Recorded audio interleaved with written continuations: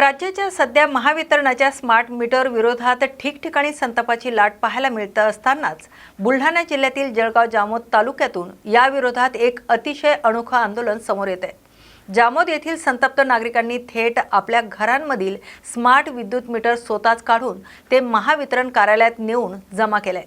कोणत्याही प्रकारची पूर्वसूचना न देता किंवा ग्राहकांची संमती न घेता महावितरणाने घरोघरी हे स्मार्ट मीटर बसवलं होतं असा आरोप नागरिकांनी केलाय।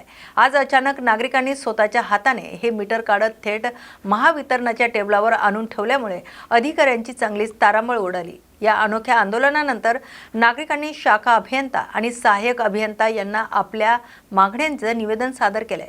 शासनाला आणि महावितरण प्रशासनाला जुने मीटर परत बसवण्यासाठी 7 दिवसाचं अल्टिमेटम देण्यात आलं असून वेळेत मागणी पूर्ण न झाल्यास सर्वच नागरिक आपल्या घरातील मीटर काढून कार्यालयात आणून ठेवतील असा इशारा आता आंदोलक ग्राहकांनी दिलाय।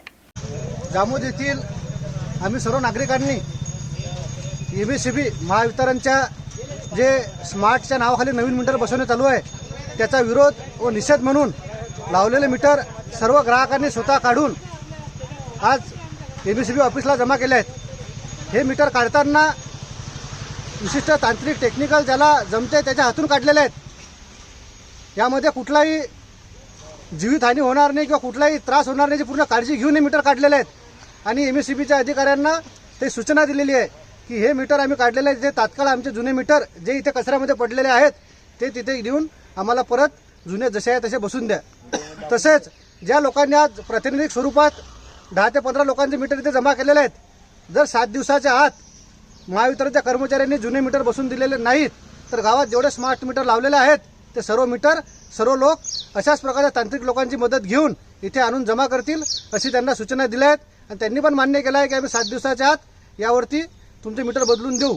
जर 7 दिवसात मीटर बदलवले नाही तर याला कुठलाही ग्राहक किंवा नागरिक जबाबदार राहणार नाही, त्याला पूर्णपणे महावितरणचे कर्मचारी अधिकारी व वरिष्ठ अधिकारी जबाबदार राहतील। तसेच हे मीटर काढण्यापूर्वी वारंवार सर्व अधिकाऱ्यांना तोंडी सांगितलं गेलं की साहेब हे मीटर काढून न्या, साहेब हे मीटर काढून न्या, परंतु ऐन पावसाच्या वेळे रात्री बेरात्री बिल न भरल्यामुळे ते मीटर बंद झाले। त्यामुळे गावातील 2-3 लोकांची प्रकृती बिघडली। एका घरामध्ये प्रसूती झालेली बाई असल्यामुळे त्या लहान बाळाची तब्येत बिघडली। त्यामुळे ना इलाजात आज या ग्राहकांना आम्हाला सर्वांना ते मीटर काढावे लागले। तरी महावितरण याची दखल घेऊन तात्काळ गावातले सर्व मीटर बदलून जुने मीटर द्यावे ही आमची मागणी आहे। जुने मीटर जुने मीटर जुने मीटर। धन्यवाद। नाशिकमधील सातपूर परिसरात झालेल्या मुसळधार पावसामुळे जनजीवन पूर्णपणे विस्कळीत झालं असून येथील नंदिनी नदी दुथडी भरून वाहू लागली आहे। नदीचे पाणी काठावरील काही घरांच्या भिंती आणि पायऱ्यांपर्यंत पोहोचल्याने प्रशासनाने येथील नागरिकांना सतर्कतेचा इशारा दिलाय। दरम्यान पिंपळगाव बहुला येथील नंदिनी नदीच्या पुलावरून पाणी वाहू लागल्याने या भागातील वाहतूक पूर्णपणे ठप्प झाली आहे। सातपूर शहरात सिंहस्थ कुंभमेळ्याच्या पार्श्वभूमीवर सुरू असलेल्या रस्त्याच्या कामामुळे अनेक ठिकाणी पाणी साचलं असून काही रस्ते खचल्याने वाहन चालकांना मोठा त्रास सहन करावा लागतोय।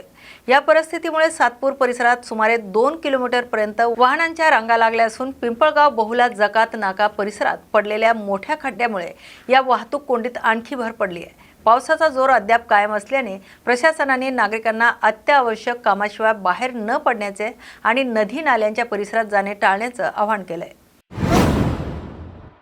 नवी मुंबई आंतरराष्ट्रीय विमानतळाला लोकनेते दी.बा. पाटील यांचे नाव देण्याच्या मागणीसाठी आज पनवेल ते विधान भवन अशा पायी मोर्चाचं आयोजन करण्यात आलं होतं।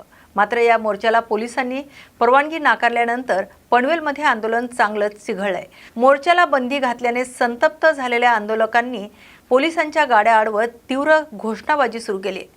परिस्थिती नियंत्रणात आणण्यासाठी आणि पोलिसांकडून आंदोलकांना रोखण्यासाठी प्रयत्न झाला असता काही ठिकाणी पोलीस आणि मोर्चेकऱ्यांमध्ये जोरदार धक्काबुक्कीचा प्रकार घडलाय। तर या वाढत्या तणावानंतर पोलिसांनी मोठी कारवाई करत खासदार बाळ्यामामा पाटील आणि माजी आमदार बाळाराम पाटील यांच्यासह अनेक प्रमुख आंदोलनकर्त्यांना ताब्यात घेतलंय। दरम्यान प्रशासनाची दडपशाही सुरू असली तरी दी.बा. पाटील यांच्या नावासाठीचे हे आंदोलन मागे येणार नसून या भूमिकेवर आपण शेवटपर्यंत ठाम राहू असा इशारा ताब्यात घेतलेल्या नेत्यांनी दिलाय।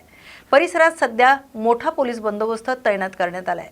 मध्ये पोलिसांचं वर्तन हे अतिशय निषेधार्ह आहे।